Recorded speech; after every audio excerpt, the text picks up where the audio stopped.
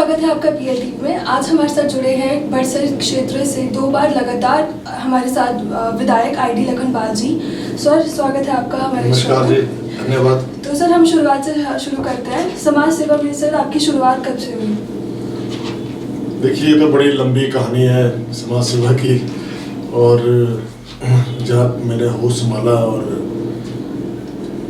जब से school time से समझ लो मैं समाज सेवा में तत्पर रहता था। अच्छा। जब बचपन में स्कूल में पढ़ता था तो वो क्या था कि हमारी किराने की दुकान करते थे हमारे पिताजी। हाँ जी। तो मैं दुकान से किताबें, पेंसिलें और वो जो रबड़ होते हैं वो चोर के ले आता था और बच्चों में बांट देता था फिर। अरे। तो वो गरीब बच्चे होते थे, उनको रोज मार पड़ती थी, कभी कॉपी के लिए, कभी पेंसिल के लिए, कभी रबड़ के लिए, तो कभी वो इंक के लिए।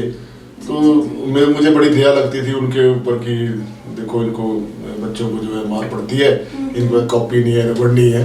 तो मैं उस भावना से वो चोरी करता था। ऐसा नहीं था कि मैं कोई अपने लिए चोरी करता था। तो वो मेरा एक भावना थी मन में उनके प्रति कि इन बच्चों को कॉपी भी मिलनी चाहिए, पेंसिल भी मिलनी चाहिए, क्योंकि उस समय बहुत गरीबी थी जिस समय हम स्कूलिंग करते थे। तो उस समय बच्चों के पेरेंट्स जो हमारे आसपास थे वो काफ़ी गरीब लोग थे, मजदूर लोग थे और गांव के लोग थे। तो ये एक भावना रहती थी मन में कि चलो इसी बहाने इनकी सहायता हो जाए। तो 2-3 महीने चलता रहा काम। फिर जैसे ही पिताश्री को पता लगा स्कूल के माध्यम से, तो खूब पिटाई हुई। तो ये उससे फिर और भी कई तरह के, जैसे कई बार टॉफियाँ ले जानी, और इमली होती है उस वक्त इमली और गुड़ ज़्यादा खाते थे, तो इमली ले जानी, कभी गुड़ ले जाना, इस तरीके से बच्चों में बांट देते थे। तो ये एक वो रहता था। उससे फिर क्या हुआ कि जब मैं बड़ा हुआ, स्कूल के बाद कॉलेज में चला गया, तो कॉलेज में फिर उस समय मैं कोई 17-1 साल का था। तो एक बार मैंने ब्लड डोनेशन के लिए कॉल आई थी रात को। शिमला में बर्फ बहुत पड़ती थी उन दिनों, तो उस समय कोई 10-1 बजे होंगे। तो टेलीफोन सिर्फ हमारे घर में होता था, वो भी जैसे आंधी तूफान या बर्फ पड़ जाए तो बंद होता था। तो उस समय एक मंडी में मेरे दोस्त थे, उनका फ़ोन आया। उनकी भाभी एडमिट थी आईजीएमसी शिमला में। तो उनका फ़ोन आया, कुदरती फ़ोन भी लग गया, बर्फ़ पड़ रही थी हल्के हल्के भी बाहर। तो उसने कहा कि ऐसे ऐसे मेरी भाभी एडमिट है, भैया मेरे फौज में है और मैं बहुत दूर हूँ, मैं आ नहीं सकता मंडी से, तो ब्लड की ज़रूरत है। तो मैं उस वक्त फिर वैसे ही भाग गया, घर में किसी को नहीं बताया, चुपचाप से खिड़की खोली और पैदल ही चल पड़ा। तो आईजीएमसी जो हॉस्पिटल है हमारे घर से शिमला में, वो कोई 10 किलोमीटर के आसपास है। तो मैं पैदल ही चल पड़ा बर्फ़ में, बर्फ़ लगी, उस समय आबादी भी नहीं थी, डरावनी जगह थी काफ़ी बीच बीच में। तो किसी तरीके से पहुंच गया। 2-2.5 घंटे लगे मुझे पहुंचने में आईजीएमसी हॉस्पिटल। तो वहाँ उस वक्त क्या होगी, लाइट चली गई एकदम से, तूफान चल रहा था, बर्फ बिजली कड़क रही थी। फिर थोड़ी देर में लाइट आई तो एक तो मैं ठंड बहुत लग रही थी। फिर जो वहाँ ब्लड बैंक में बड़ी मुश्किल से तो उसने दरवाज़ा खोला, वो भी एक ही आदमी था बेचारा, उस समय छोटा था ब्लड बैंक भी। तो फिर मैंने उनसे कहा भी ऐसे ऐसे मैं रक्त देने आया हूँ। तो वो उसने भी देखा कि 12-1 बजे कौन आ गया, पता नहीं शायद कोई शराब पी के तो नहीं आ गया या कोई ऐसा। तो उसको समझाया। फिर मैंने कहा ऐसे ऐसे एडमिट है पेशेंट और आप मेरा ब्लड ले लो। फिर उसने मैनेजमेंट करी और मेरा ब्लड लिया। पहले हीटर वगैरह सिखाया, उस वक्त अंगीठियाँ जलती थी, अंगीठी में थोड़ा उसको सेक के फिर ब्लड दिया। फिर उसके बाद मैं वापस घर आ गया। तो वहाँ से फिर एक और समाज सेवा की भावना से मैं जुड़ता गया। कई तरह के योग मंडल का प्रधान बना, तो उसके माध्यम से लोगों की सेवा करना ये मेरा शौक़ था, और शौक़ से ही सामाजिक दृष्टि से लोगों के बीच में बना रहा। और कभी भी कोई एक्सीडेंट हो जाना तो मैंने तुरंत वहाँ पहुँच जाना और लोगों की हेल्प करनी। हॉस्पिटल में 15-15 दिन हॉस्पिटल में ही रह जाना, मतलब एक मरीज को लाना, दूसरे के साथ रह जाना। उसमें छोटा हॉस्पिटल था तो आबादी भी कम थी, तो जानने वाले सारे ही थे तकरीबन। तो ये एक भावना थी मन में सोशल सर्विस की। तो इस बहाने से फिर मेरा जीवन शुरू हुआ। बहुत अच्छी बात है सर, बहुत अच्छी बात है। सो सर, हमारा दूसरा क्वेश्चन आपसे ये है कि आप बड़सर से लगातार 2 बार विधायक बने हैं और इससे पहले काफ़ी समय तक कांग्रेस हारती गई है। आपको क्या लगता है इसके क्या कारण रहे होंगे? देखिए, तो मैं भाग्य की विडंबना ही कहूँगा, या मैंने तो जीवन में कभी सोचा भी नहीं था कि मैं बड़सर विधानसभा से चुनाव लड़ूंगा। ये भी एक शौक की बात है कि 2006 की बात है ये। मैं शिमला में पार्षद था नगर निगम में, तो हमारे यहाँ से 4-5 लोग मेरे पास आए हुए थे शिमला में। उन्होंने मुझे कहा कि आप बड़सर से चुनाव लड़ो। तो मैंने कहा बड़सर से तो मैं कैसे चुनाव लड़ूंगा, मेरा तो वहाँ कोई जानने वाला भी नहीं है। रिश्तेदारी थी हमारी यहाँ पे, रिश्तेदारी में आते थे। मेरे चाचा जी श्री बी.डी. लखनपाल जी एमएलए रहे हैं यहाँ से 1972 में। तो और वैसे भी हमारी भी रिश्तेदारी यहीं थी सारी, क्योंकि हम यहीं से जाके सेटल हुए थे शिमला में। तो मैंने कहा अब वहाँ मेरे को तो बहुत काम करना पड़ेगा, मेरे को कौन जानता है वहाँ। तो उन्होंने बहुत जिद करी कि नहीं आप चलो आप एक बार बड़सर में घूमो, ऐसा वैसा। तो मैं आ गया उनके साथ। जब आ गया तो फिर लोगों से मिलना जुलना शुरू किया, और जो हमारे छात्र विंग है कॉलेजेस में, उनके साथ संपर्क हुआ। फिर उनके साथ धीरे धीरे चर्चा हुई कि कैसे हमने पार्टी को यहाँ जिंदा करना है।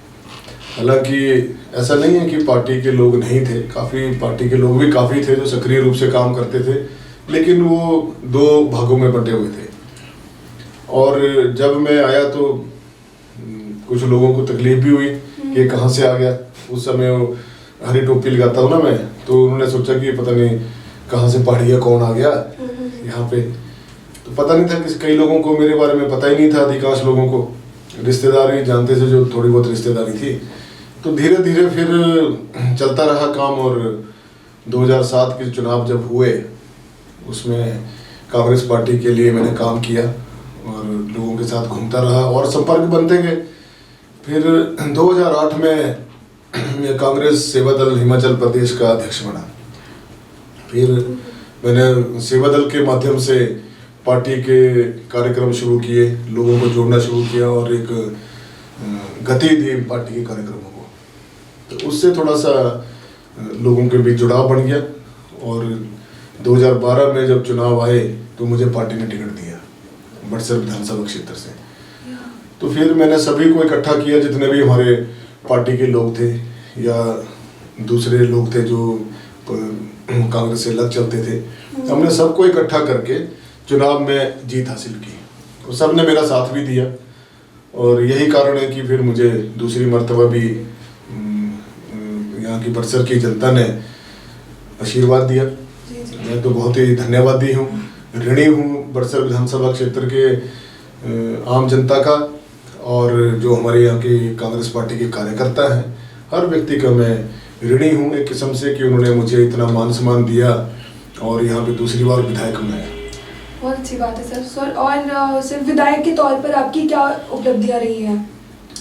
देखिए, जिस समय मैं विधायक बना मेरे लिए नई जगह थी, तो सभी लोगों से मिलना जुलना था। कई विलेजेस का मुझे पता भी नहीं था कि कौन कौन से गांव हैं, कौन सी पंचायतें हैं, वहाँ पे कौन लोग हैं और गांव में किस प्रकार की समस्याएं हैं। वो सारी समझने में 1-2 साल तो समय लग गया। और उसमें फिर हमारे माननीय मुख्यमंत्री पूर्व में वीरभद्र सिंह जी, जो जिनके हम अनुयायी हैं, और उन्हीं की छत्र छाया में हम फले फूले आज तक। तो उन्होंने मुझे फिर उस समय मुख्य संसदीय सचिव के पद पर सुशोभित किया, और एक बहुत बड़ी बात थी मेरे लिए कि पहली बार जीतकर मुझे इतना बड़ा पद मिला। तो उसके मुताबिक मैंने जो एक रूपरेखा तैयार की विधानसभा क्षेत्र की, जो मुझसे पहले लोग थे यहाँ पर जो प्रतिनिधित्व करते थे विधानसभा क्षेत्र का, वो उनका अपना सोचने का तरीका था, मेरा अपना सोचने का तरीका है।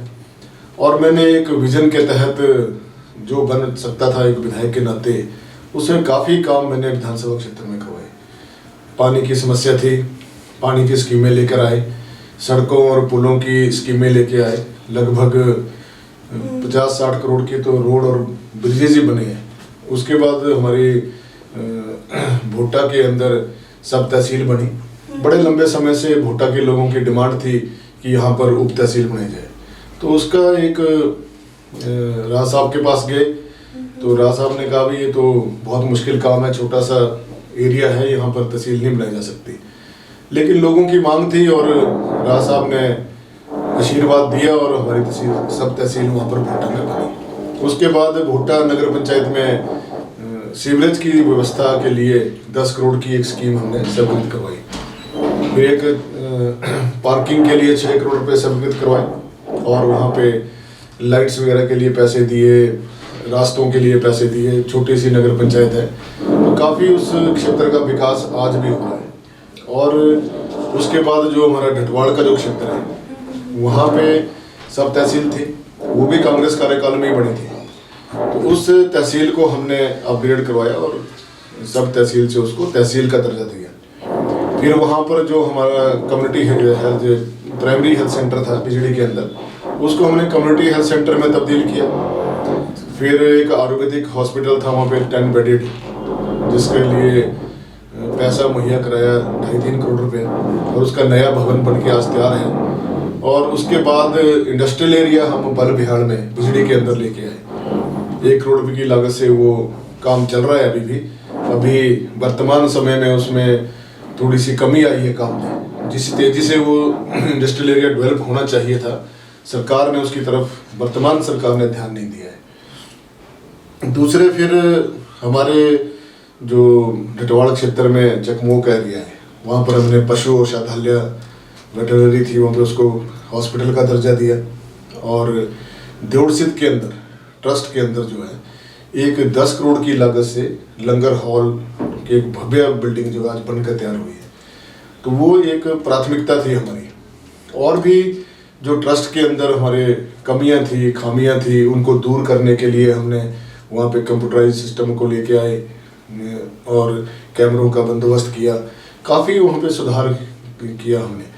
और उसके बाद हमारा जो बड़सर में कम्युनिटी हेल्थ सेंटर था, उसका दर्जा बढ़ा के सिविल हॉस्पिटल का दर्जा किया। आज सिविल हॉस्पिटल के रूप में वहाँ काम चल रहा है। लेकिन वर्तमान सरकार का उदासीन रवैया रहते हुए ना वहाँ भवन बन पाया, ना वहाँ पे जो मूलभूत सुविधाएं एक सिविल हॉस्पिटल में मिलनी चाहिए थी वो नहीं दे पाई सरकार, वर्तमान सरकार। और इसी प्रकार से बिजली के अंदर पूरे विधानसभा क्षेत्र में जो हमारी बिजली की समस्या रहती है, कई ट्रांसफार्मर छोटे हैं उनको अपग्रेड करना है, पुराने खंबे थे बिजली के 400-500 वो चेंज करवाए।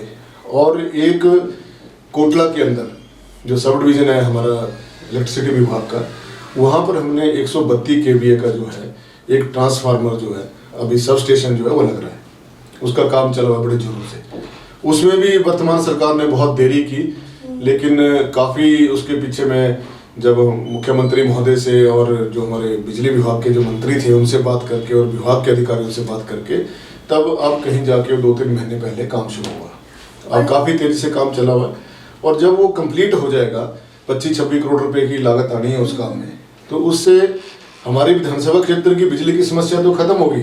जो बार बार ट्रिप हो जाती है या जरा सा तूफान चलने से लाइट चली जाती है, पानी की स्कीमों को दिक्कत हो जाती है, मोटरें बंद हो जाती हैं, वो समस्या से हम अब इससे निपट पाएंगे।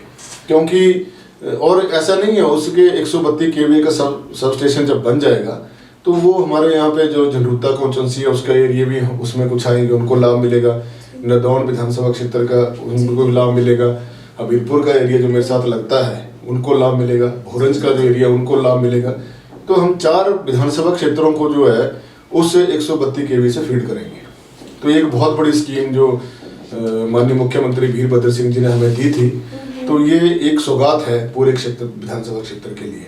फिर इसी प्रकार से जो हमारे पानी की स्कीमें थी काफ़ी अपग्रेड करने को थी। तेज कुन्हाड़ी टिप्पर में हमने 1 करोड़ 25 लाख रुपए की लागत से वहाँ पर पानी की स्कीम का संवर्धन किया। फिर बड़सर बड़ी बड़सर गारसीर और हरसौर वाली जो स्कीम है उसमें सारी पाइपें लीकेज थी, पानी पर पहुँचता नहीं था लोगों के बीच में। उसके लिए हमने 2 करोड़ 33 लाख रुपए की जो स्कीम है स्वीकृत करवाई। फिर उसके बाद सरिहाड़ी खड्ड के ऊपर जो है वो एक चेक डैम बन रहा है, बनकर तैयार हो गया है। वो 1,25,00,000 की लागत से, वो भी राज साहब के समय में हुआ, मेरे कार्यकाल में हुआ। फिर सिरहाड़ी खड्ड के ऊपर एक ब्रिज बना, नया ब्रिज बना है, वो भी 4-5 करोड़ का ब्रिज बना है, वो भी हमारे टाइम में बना। फिर उसके बाद जौड़ियाम स्कूल में साइंस ब्लॉक बना 1,25,00,000 से। और ऐसे ही जो हमारी चचेड़ी वाली सड़क है एक, वहाँ पे हमारी आचार्यों की बस्ती है, वहाँ बहुत दिक्कत थी सड़क की, तो 1,48,00,000 वो विधायक प्राथमिकता के माध्यम से नबार्ड से स्वीकृत हुआ। अब इसका काम चला हुआ बड़े जोरों से। और इसी प्रकार से सहेली, भेबड़, कड़साई, जौड़ियाम 2 ब्रिजेस के साथ जो 6 करोड़ की लागत से सड़क बनी है। फिर उसके साथ हमारी जो समेला, सकड़ी और बड़ा गाँव, ठाव, यहाँ पे जो है 5-5 करोड़ से 2 सड़कें बनी हैं और 4 वहाँ पे ब्रिज बने हैं। इसी प्रकार से एक बड़ा ब्रिज जो पपलोल, दंदमी और संताना के बीच में सुकर घाट पे बना है, उसमें 4.25 करोड़ रुपये खर्च हुआ। इसी प्रकार 6 और झलारड़ी से लेके जो मीना ददेरा से होते हुए और सौर तक जो सड़क का निर्माण हुआ 4-5 करोड़ से, 5 करोड़ की लागत से। फिर पाड़ू के अंदर एक 1.5 करोड़ की लागत से ब्रिज बना, 1 करोड़ की लागत से गारली खड्ड के ऊपर टैंक इसका सड़क का पुल बना। और ऐसे ही जो हमारी ये ABC चौक से लेके चलसाही बनाने वाली जो गंगोड़ तक सड़क है, उसका निर्माण हुआ। वहाँ पर 80 लाख रुपए की लागत से उसमें ब्रिज भी बना जो सीधा अम्बोटा बिले से जो है बड्डू तक जाता है। और इस प्रकार से इतनी सड़कों का हमने निर्माण किया और साथ में पैसा भी लेके आए, भरकम पैसा, कॉलेजेस में पैसा लेके आए, स्कूल हमने अपग्रेड कराए, 4 स्कूल हमने जो हाई से सीनियर सेकेंडरी स्कूल बनाए और 8 स्कूल हमने जो प्राइमरी स्कूल थे उनका दर्जा बढ़ाकर हाई स्कूल किया। तो इतने हमने छोटे से समय में तेजी के साथ विकास किया और काफ़ी लोगों को उससे लाभ भी हुआ। सर, और ये जो बस स्टैंड का नया जो बड़सर में बन रहा है, तो सर इसका कार्य काफ़ी सिर्फ वो बात आपकी ठीक है कि हमारे 2 काम जो बहुत ज़रूरी काम है, एक बस अड्डा और एक मिनी सेक्रेटरीट। ये काम कुछ तकनीकी अड़चनों की वजह से रुके पड़े हैं। और इसमें मैं ये बताना चाहूँगा आपको कि लगातार जब मेरी सरकार थी उस समय मैंने काफ़ी प्रयास किया, लेकिन जहाँ पर बस अड्डे का शिलान्यास किया गया है वो जगह कम है। जब उसमें हमने ड्राइंग को एडजस्ट करने की कोशिश की तो वो जो आर्किटेक्ट थे सरकारी इसके HRTC विभाग के, उन्होंने कहा कि इस बस अड्डे का यहाँ पे निर्माण किया जाना मुश्किल है और जगह की ज़रूरत है। तो हमने उस वक्त भी प्रयास किया। फिर जब सरकार हमारी बदल गई और वर्तमान में भी हमने माननीय मुख्यमंत्री महोदय के समक्ष समस्या को रखा, प्लानिंग की मीटिंग में 3-4 मीटिंगें हमारी प्लानिंग की भी हो गई हैं, उसमें भी मैंने पूरे जोर से इस मुद्दे को उठाया। विधानसभा के अंदर 3-4 बार प्रश्न किया, हर प्लेटफॉर्म पे इस मुद्दे को मैंने उठाया, लेकिन ना जाने क्यों सरकार ने उदासीन रवैया अपना रखा है कि इस अड्डे को वो सिर नहीं चढ़ा रहे। फिर उसके बाद मिनी सेक्रेटरीट के लिए भी ऐसे ही सेम प्रोसेस मैंने किया, लेकिन उसमें भी अभी इनकी ड्राइंग्स नहीं बन रही हैं, सेंक्शंस नहीं आ रही हैं। तो ये कुछ गवर्नमेंट के पार्ट से कमी है। हमारी तरफ से मेरे व्यक्तिगत तौर से जो एक MLA का जो एक काम होता है अपने क्षेत्र के विकास के लिए, उसको मैं पूर्ण रूप से निभा रहा हूँ।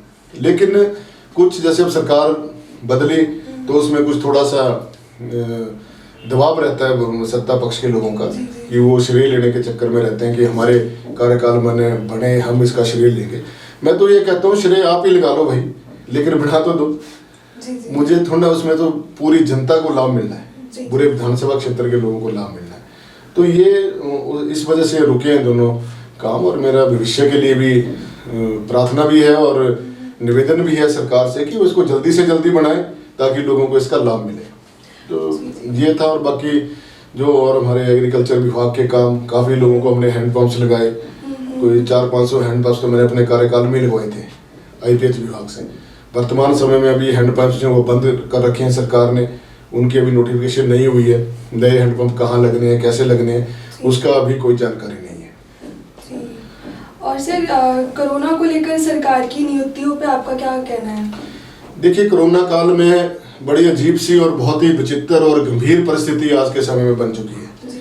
पूरे देश में के साथ साथ हमारा प्रदेश भी इसकी चपेट में आता जा रहा है और बहुत तेजी से जो केसेस बढ़ रहे हैं।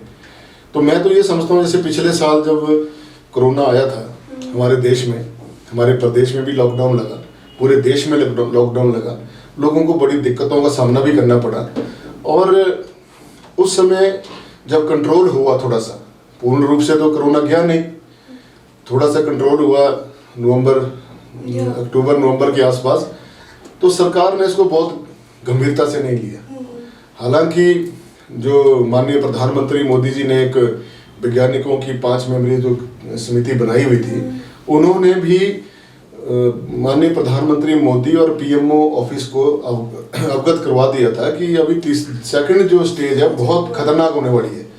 लेकिन केंद्र सरकार ने बहुत हल्के ढंग से, और उसको जो अभी दिख रहे थे 5 राज्यों के चुनाव, उनकी एक जिद थी कि हमने पश्चिम बंगाल में जैसे तैसे बाय हुक एंड क्रुक जो है वहाँ पे राज करना है।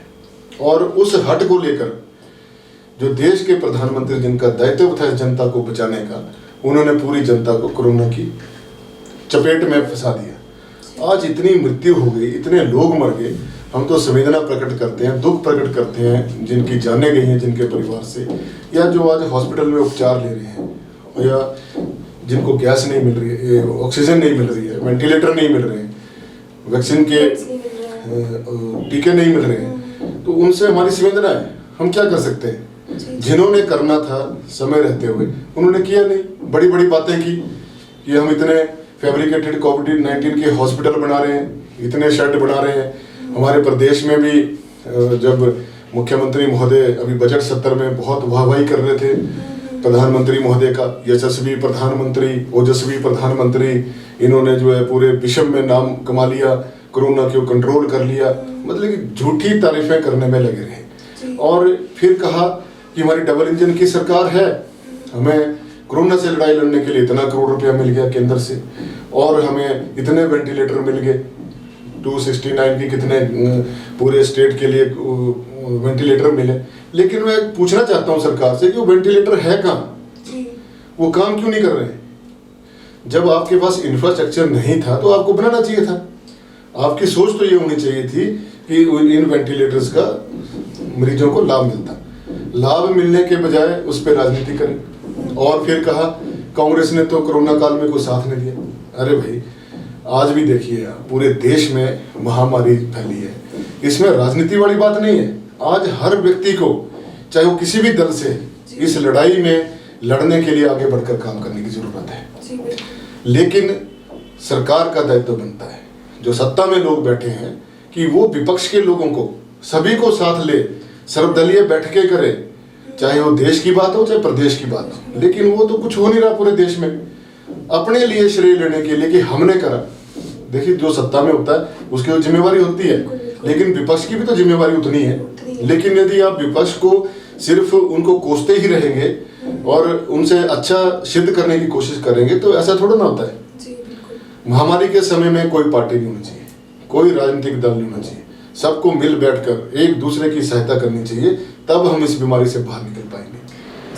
तो ये जैसे एक साल हो गए इस महामारी को लेकर से, तो आपके क्या क्या योगदान रहे हैं कोरोना? देखिए, जहाँ तक हमारा अपना व्यक्तिगत योगदान था जो कोरोना की लड़ाई लड़ने में अपने विधानसभा क्षेत्र में, हमने विधानसभा क्षेत्र के लोगों के लिए, चाहे बाहर के लोग भी थे, हमने बहुत मदद की जितना हमसे संभव हो सकता था। हमारे लोगों ने, हमारे कार्यकर्ताओं ने, हमारे महिला कांग्रेस के लोगों ने, सेवा दल के लोगों ने, यूथ कांग्रेस के लोगों ने, एनएसयूआई के लोगों ने जगह जगह सैनिटाइजर बांटे, उनको मास्क बांटी और खाने पीने की सामग्री हमने बांटी पूरे विधानसभा क्षेत्र में। और ऐसे लोग जो बाहर फंसे हुए थे उस समय, जो चिल्ला रहे थे कि हमने वापिस आना है, उनके प्रबंध किए हमने यहाँ लाने के लिए, ई पासेज बनवाए, फिर उनको गाड़ियाँ भेजी दिल्ली से वापस लाने के लिए, उनको मतलब हर संभव सहायता दी।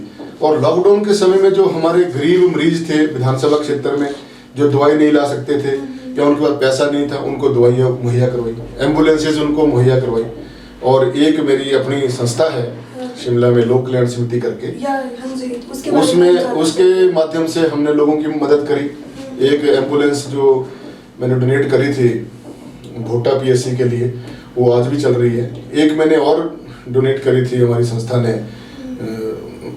PSC बिजली के लिए, लेकिन वो तकनीकी खराबी हो जाने की वजह से वो अभी बंद है एम्बुलेंस।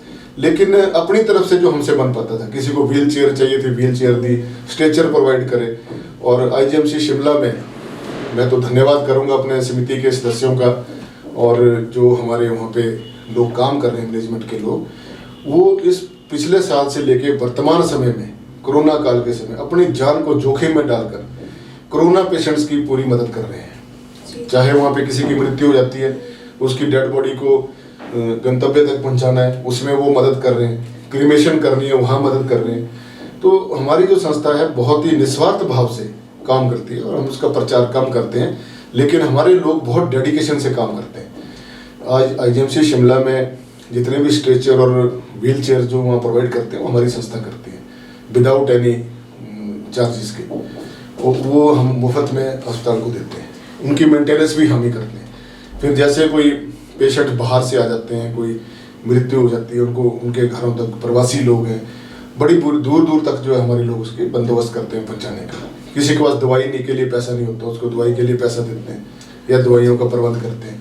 तो ये हमारी संस्था का काम है। तो एक सोशली जो हमारा दायित्व है, जितना हम कर सकते हैं, हम पूरे सभी सिस्टम का तो नहीं हेल्प कर सकते कि जितने हमारे सोर्सेज हैं, करते तो हम सारे डोनेशन से ही है, जो हमारे यार दोस्त हैं, मित्र संबंधी हैं, वो हमारी मदद करते हैं, तो हम आगे लोगों की मदद करते हैं। बहुत अच्छी बात है सर, बहुत अच्छी बात है। आप जैसे लोग हमारे देश में रहेंगे तो आगे कितने लोगों की हेल्प होगी। सर इसी के साथ हमें बहुत अच्छा लगा आप हमारे इस कार्यक्रम में आए, शुक्रिया आपका बहुत। धन्यवाद।